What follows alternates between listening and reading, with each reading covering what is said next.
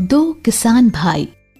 एक बार एक गांव में दो भाई रामू और श्यामू रहते थे। वो दोनों किसान थे।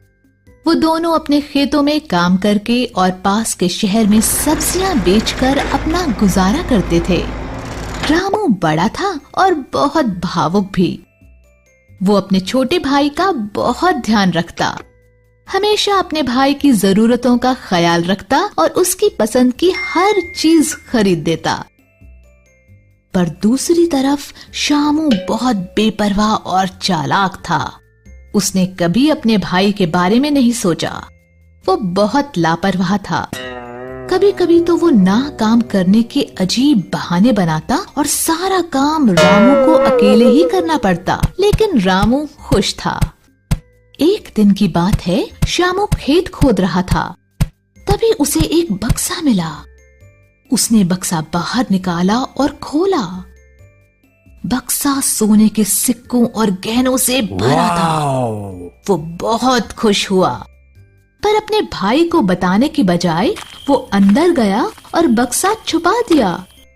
उसे लालच आ गया और उसने बक्सा अपने पास रख लिया।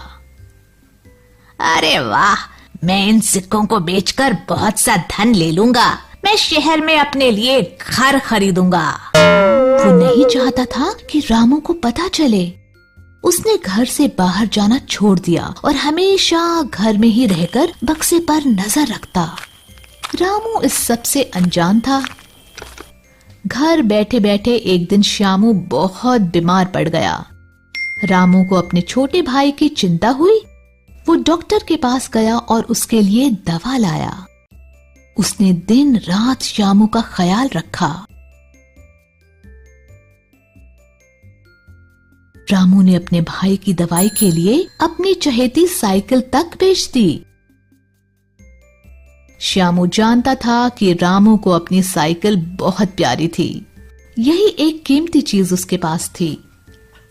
पर रामू ने वो बेच दी ताकि वो ठीक हो सके।